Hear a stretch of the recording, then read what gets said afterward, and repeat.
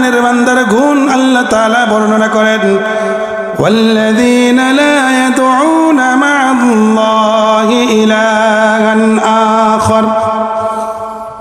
আমি আল্লাহ তাআলার রহমানের বান্দা যারা হবে, একটু মনোযোগ দিয়ে শুনবেন, আমি আল্লাহ তাআলার রহমানের বান্দা যারা হবে, আমি আল্লাহ তাআলা ছাড়া অন্য কারণ আমি জিকির করে না। কি করে না? আওয়াজ দেন না কেন? রহমানের বান্দা যারা হবে, আমি আল্লাহ তাআলা ছাড়া অন্য কাউকে ডাকে না। আমি আল্লাহ তাআলার রহমানের বান্দা যারা হবে, আমি আল্লাহ তাআলা ছাড়া অন্য কারো ইবাদত বন্দেগীও করে না। কথা বলেন ঠিক কিনা? মুসলমান বন্ধুরা আমার, যারা আল্লাহ রাব্বুল আলামিনের ইবাদত বাদ দিয়ে তার বন্ড বাবার ইবাদত করে, তার বন্ড বাবার জিকির করে, তার খাজা বাবার জিকির করে, তার গাঞ্জা বাবার জিকির করে, এরা কখনোই আল্লাহ তাআলার রহমানের বান্দা হতে পারে না। আমাদের দেশে আছে না নাই? বন্ড বাবার জিকির করে না নাই? তার খাজা বাবার নামে জিকির করে না, করে কি করে না? তার গাঞ্জা বাবার নামে জিকির করে কি করে না? মুসলমান বন্ধুরা আমার, রহমানের বান্দা যদি হইতে চাও, এই সমস্ত নামে জিকির করা যাবে না। কোনো বাবার নামে জিকির করা চলবে না, কোনো মাজারের নামে জিকির চলবে না, কোনো খাজা বাবার নামে জিকির চলবে না, কোনো গাঞ্জা বাবার নামে জিকির চলবে না। আওয়াজ দিয়ে বলেন, জিকির চলবে কার? ও ইমানদার মুমিন মুসলমান, আল্লাহ তাআলা সেই কথাটাই কোরআনুল কারীম সূরাতুল ফুরকানের মধ্যে বলেন, ওয়াল্লাযীনা লা ইয়াদউনা মা'আল্লাহি ইলাহান আখার। আমার রহমানের বান্দা যারা হবে, আমি আল্লাহ তাআলা ছাড়া অন্য কারো নামে জিকির করে না। আমার রহমানের বান্দা যারা হবে, তারা অন্য কারো ইবাদত করে না। আমি আল্লাহ তাআলার রহমানের বান্দা যারা হবে, আমি আল্লাহ তাআলা ছাড়া অন্য কারো ইবাদত বন্দেগী করে না। যারা আল্লাহ তাআলার ইবাদত বাদ দিয়ে অন্য কারো নামে জিকির করে, তাদের ঈমান থাকে? আল্লাহ তাআলা বলেন, ইন্নাল্লাহা লা ইয়াগফিরু আন ইউশরাকা বিহি ওয়া ইয়াগফিরু মা দুনা যালিকা লিমান ইয়াশা।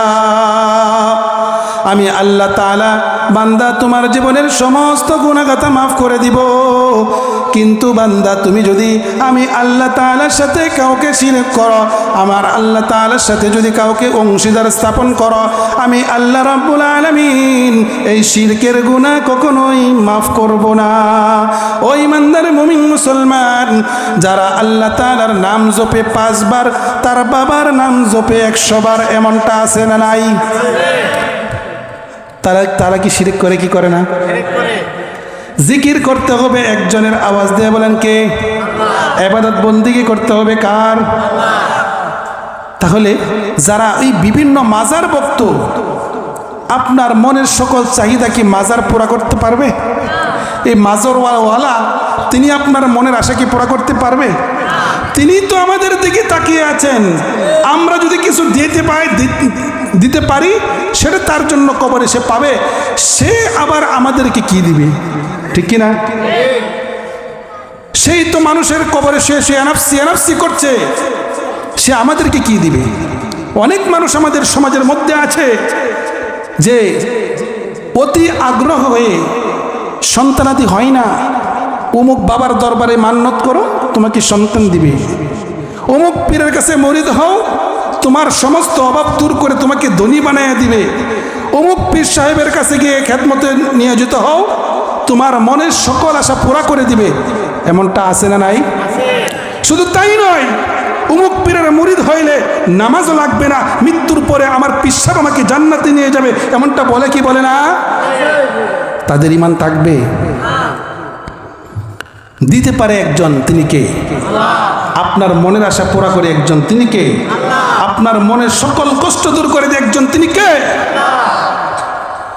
আল্লাহ তাআলা বলেন, ইয়াহাবু লিমান ইয়াশাউ ইনাসান ওয়া ইয়াহাবু লিমান ইয়াশাউ যুকুর আও ইউযাওয়িজুহুম যুকরানা ওয়া ইনাসা ويجعل من يشاء عقيما আল্লাহ রাব্বুল আলামিন বলেন আমি যাকে ইচ্ছা ছেলে সন্তান দেই, যাকে ইচ্ছা মেয়ে সন্তান দেই, যাকে ইচ্ছা ছেলে সন্তান দেই, মেয়ে সন্তানও দান করি। আমি যাকে ইচ্ছা ছেলেও দেই না, মেয়েও দেই না, বন্ধ অবস্থায় রেখে দেই। ঠিক কিনা? আল্লাহ তাআলা বলেন এই কথা। তাহলে পীর সাহেবের কাছে মাজার মুরিদ হও, পীর সাহেবের কাছে গিয়ে মুরিদ হও, আমাকে একটা সন্তান দাও, এমনটা আছে না নাই? পীর সাহেবের বাবার ক্ষমতা আছে দেওয়ার? ক্ষমতা একজনের, তিনি কে? সব কিছু দিতে পারে একজন, তিনি কে? পৃথিবীর সকল মানুষের মনের চাহিদা যদি আল্লাহ রাব্বুল আলামিন পুরা করে দেন, বলেন তো আল্লাহ তাআলার কিঞ্চিত পরিমাণ কম পড়বে? কম পড়বে না। আল্লাহ তাআলা বলেন والذين لا يدعون مع الله إلها آخر রহমানের বান্দা যদি হইতে চাও, আমি আল্লাহ তাআলার জিকির করো, আমি আল্লাহ তাআলার ইবাদত বন্দেগী করো, তোমার যত চাওয়া পাওয়ার আছে আমি আল্লাহ তাআলার কাছে চাও, আমি আল্লাহ তাআলা তোমার মনের সকল চাওয়া পূরণ করে দিব। তাহলে চাইতে হবে কার কাছে? যদি চাইতে পারেন আপনি আল্লাহ তাআলার রহমানের বান্দা হইতে পারবেন। আল্লাহর রহমানের বান্দা যদি হইতে পারেন, আপনার জন্য আল্লাহ তাআলা জান্নাত রেডি রেখেছেন। সুবহানাল্লাহ বাড়ির যায় বললেন। ও জান্নাতের কথা বলছি, কতটুকু বড় সেটা বলি নাই, এই জন্য মনে হয় সুবহানাল্লাহ আসতে বলছেন না? তাহলে সুবহানাল্লাহ বলার জন্য আবার রেডি থাকবেন, থাকবেন তো? জান্নাতের মধ্যে সবচাইতে ছোট যে জান্নাতটা রয়েছে মুসলমান বন্ধুরা আমার, 10 দুনিয়া পরিমাণ জান্নাতের মধ্যে সবচাইতে ছোট জান্নাতটা এতটুকু বড়। সুবহানাল্লাহ বলে তোকে জান্নাতে যাইবি নি? এবার জান্নাতের সবচাইতে ছোট জান্নাত 10 দুনিয়া পরিমাণ যতটুকু বড় হবে, জান্নাতের সবচাইতে ছোট জান্নাতটা ততটুকু হবে।